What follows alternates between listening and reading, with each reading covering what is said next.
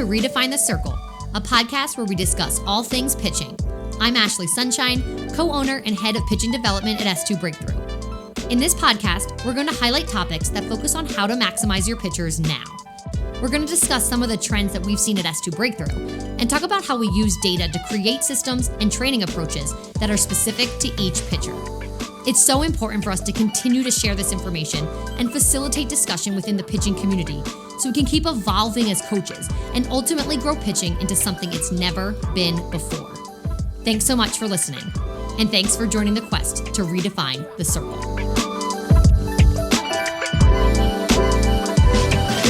This podcast is sponsored by YakkerTech, softball's first in-game optical tracking system and most accurate data capturing solution. Hi everyone, welcome to Redefine the Circle.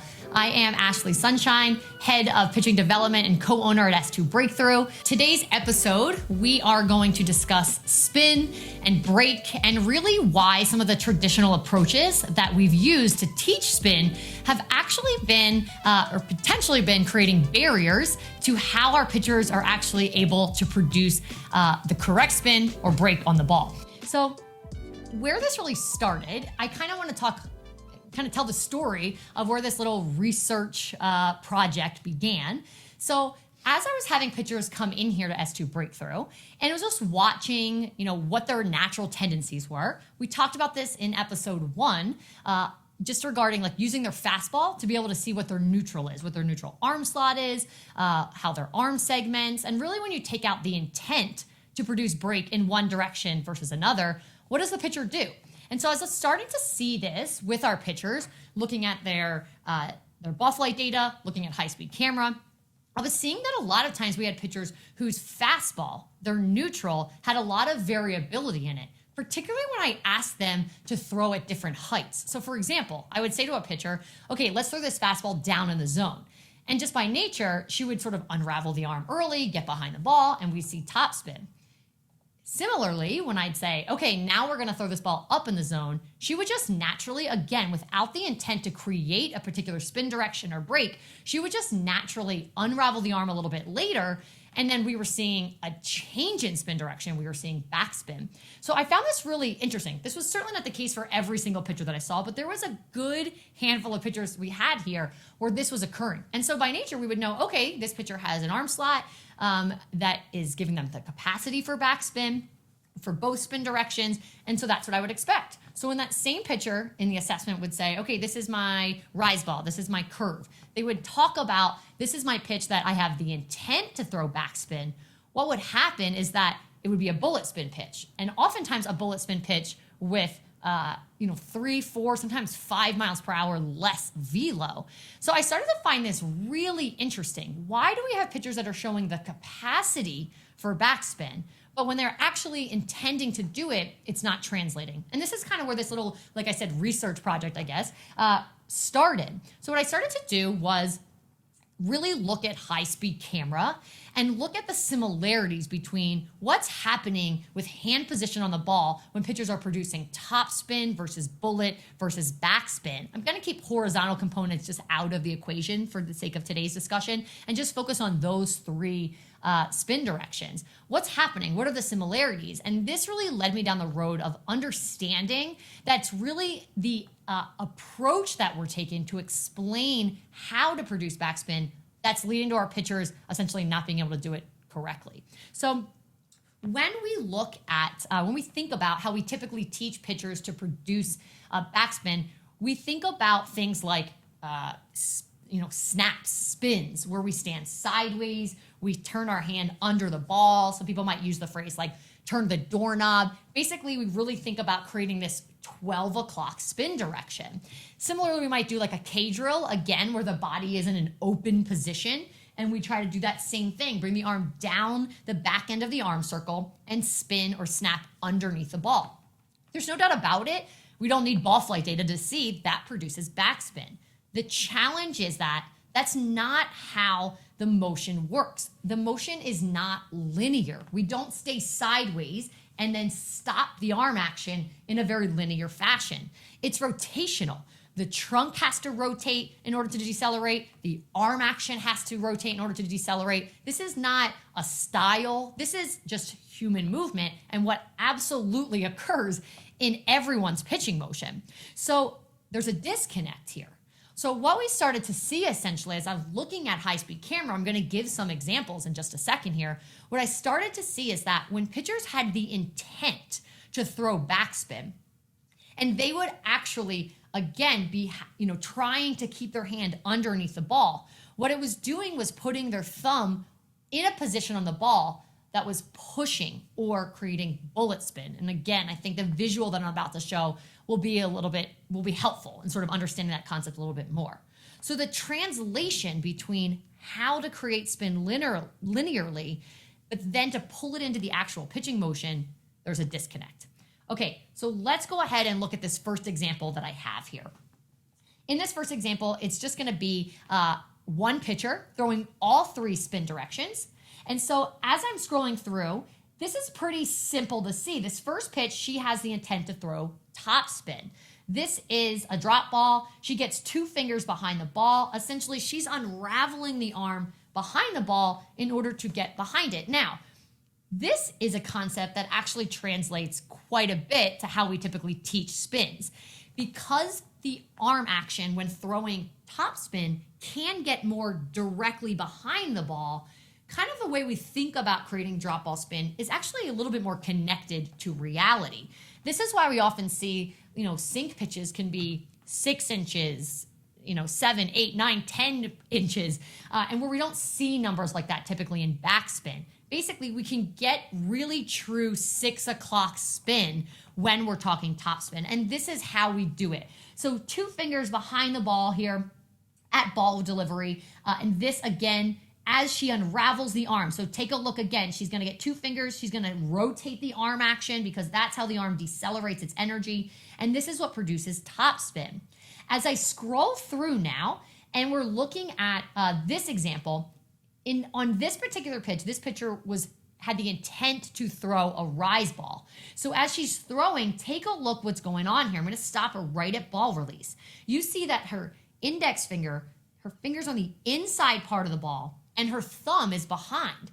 So what I've seen, this is not just an example for this particular pitcher, but what I've seen across the board is that when a pitcher is trying to translate this, doorknob or spin under the ball, that concept, and translate it into a rotational element, the rotational nature of the pitching motion, this is what it looks like at ball release. The thumb is sort of on the top of the ball, behind the ball essentially with those fingers. And if you watch as I scroll through here, what you'll see is that she cuts the ball with those 2 fingers at the same time.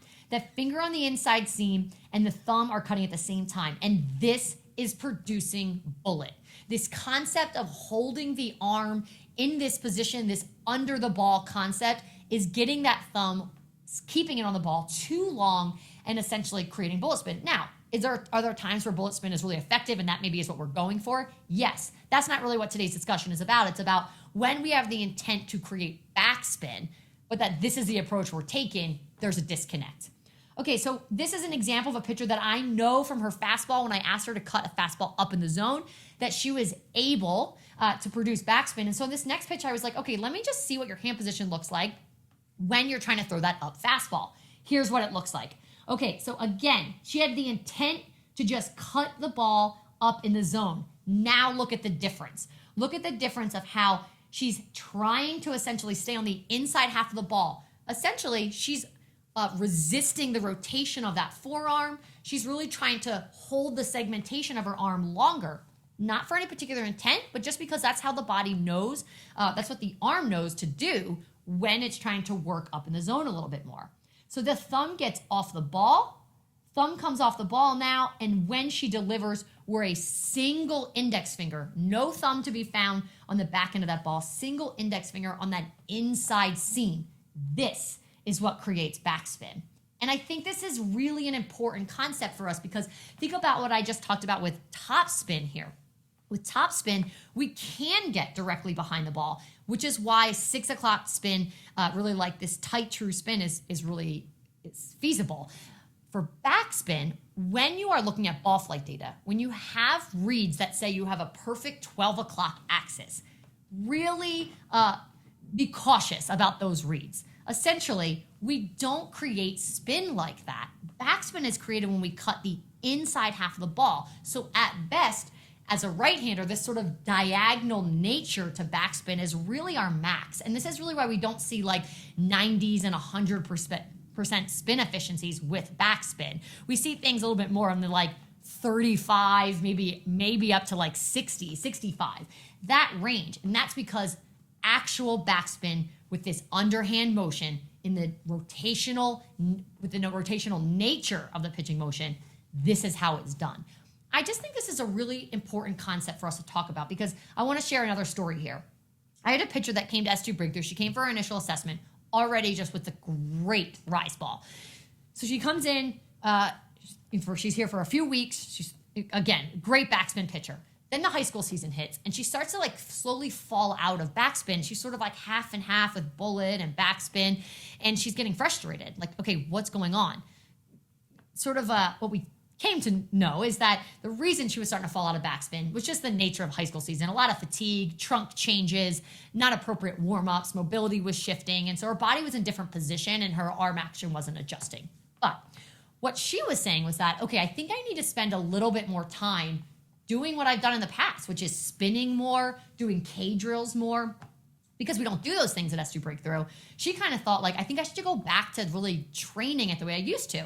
And I would never tell a pitcher, you can't do something. I would never tell them like, we don't do that here. I'm the law. And so I explain why I choose the things, for them to do, what's the sort of like reasoning behind things are. I always explain that. But ultimately, I feel like pitchers should be in charge of their own journey. So I said, okay, let's go ahead. Let's actually measure what's going on. Let's get you at like 50 to 75% intensity. Let's get Rapsodo going, so we get ball flight data. Let's get high-speed camera going. And now go ahead, do your K drills. So she's staying nice and open, as we would say, and doing K drills. She's getting backspin. We're seeing it on Rapsodo. And what we're seeing essentially is like that's not what's happening. She can't produce that arm action when she goes to full motion. So I said, okay, now that we saw you are getting backspin in that drill, in a very linear drill, now let's stay at the same exact intensity. We're not changing anything about that. You're just going to go through a full motion. Basically, you're going to now make the motion rotational, which it is. And so everything else stays the same.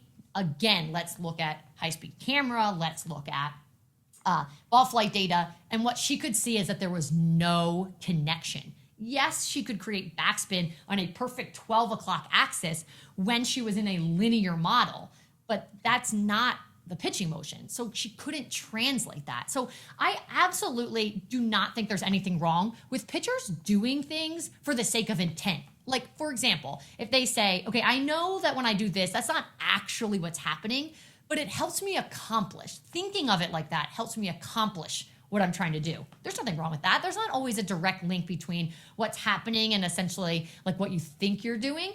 But it is important that we do teach our pitchers what is happening, because for that pitcher, for example, what she thought the fix was to do more linear snaps and K drills.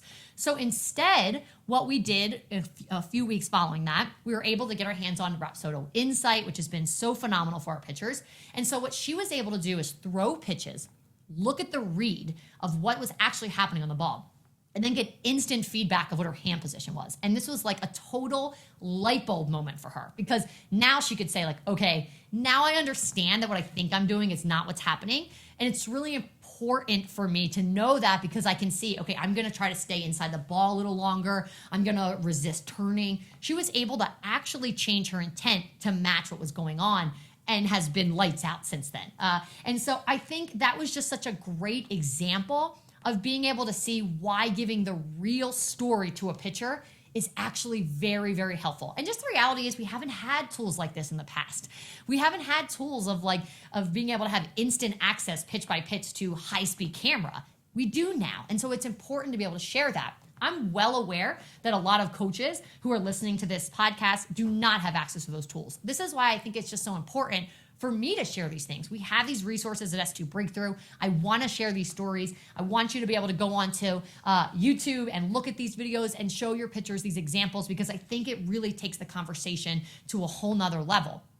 I have been thinking, it's very interesting. We have databases regarding the norms of, let's say, high school pitchers, for example, the norms across high school pitchers of what most pitchers are able to do from pitch profile or ball flight data standpoint.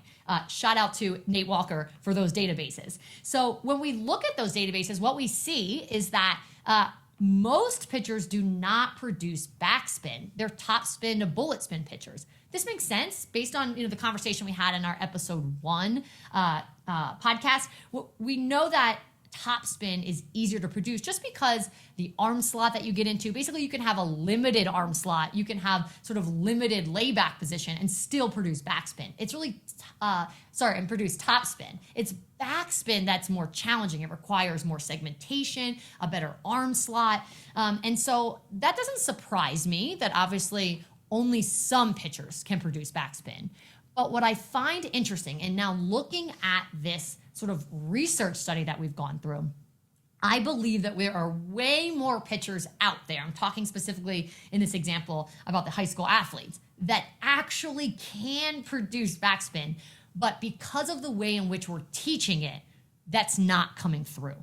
And so I just think this is so interesting. I do feel as if sometimes as coaches, we have to recognize that because we didn't know any better, we're actually putting a roadblock in front of our pitchers and their ability to really shine, their ability to really show what they can do. There's no doubt about it. There are pitchers out there. There are plenty of pitching coaches who were once pitchers who only thought about spinning, doing snaps and K drills to produce backspin. That's what they thought of. That's how they trained it. And they had amazing rise balls, amazing backspin. No doubt about it. But there's also no doubt about it, from what I have seen, that there are many pitchers where that's not working for them. And so I'm really interested in when we start changing this conversation and shifting this conversation, how many more pitchers can we see that have more variability than what we think? Okay, so I want to go into the second example here that I have. And the second example is going to be, I think it's 2 or 3 different pitchers, and it's going to be really similar to what we saw in that first example. Again, if you're only listening to the audio version here, I highly recommend that you go to our YouTube and take a look at these videos, because I think these visuals are just really, really powerful. Okay, so when we're looking at this pitcher, again, here, this is just using Rapsodo Insight, so it's a slightly different view than I was able to show in the first example. No doubt about it, we can see this is going to be a top spin pitch. We see her 2 fingers directly behind the ball right before cutting. And again, we know this is going to lead to top spin. Pretty simple to see, essentially, like that the arm action, if the forearm unravels a little bit earlier or a little bit sooner, we get behind the ball. This is how top spin is created. Okay, and this next example, for those of you who are watching, hopefully you can sort of guess what this pitch really read on ball flight. We've got thumb and sort of on the top of the ball, behind the ball, and that index finger on the inside. So the thumb and the index finger are working together.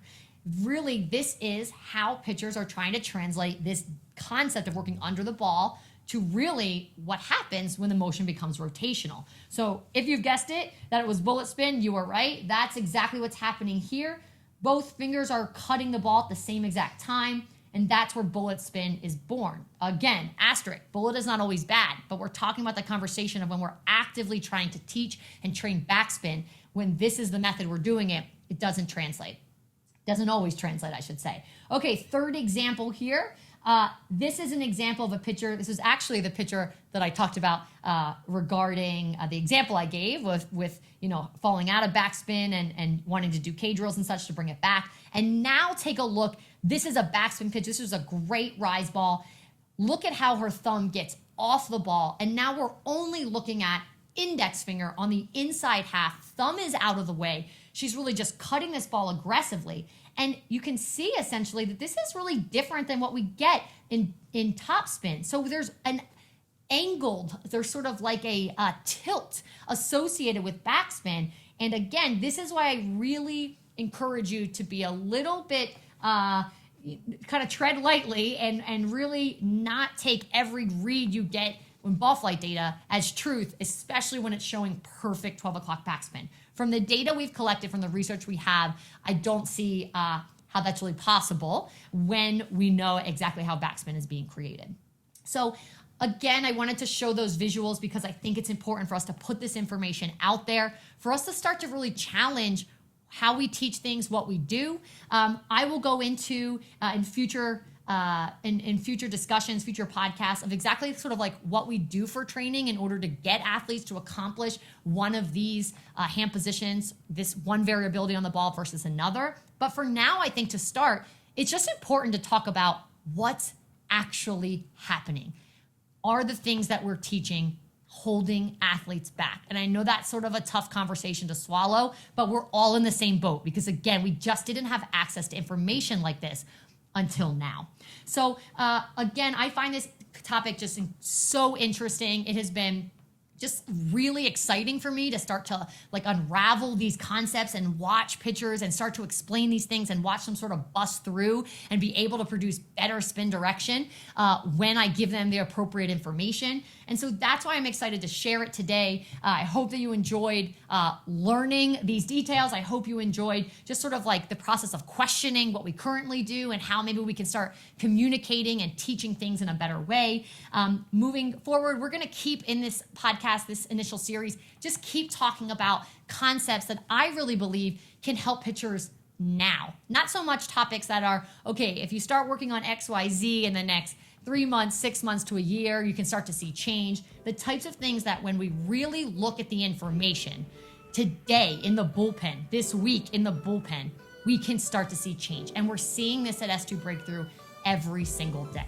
So that's why I really wanted to start early on in this series with a topic like this.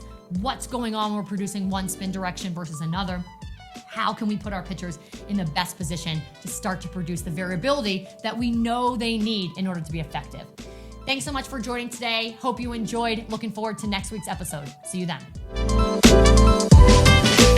Thanks for listening to today's episode. I'd love to connect and hear your feedback. You can contact me directly at ashley@s2breakthrough.com. If you're listening, you can leave us a review, or if you're watching, go ahead and leave a comment below. Also, be sure to follow S2 Breakthrough on all of our social media channels and subscribe to Stream S2 to find all things player development. Until next time, quest on.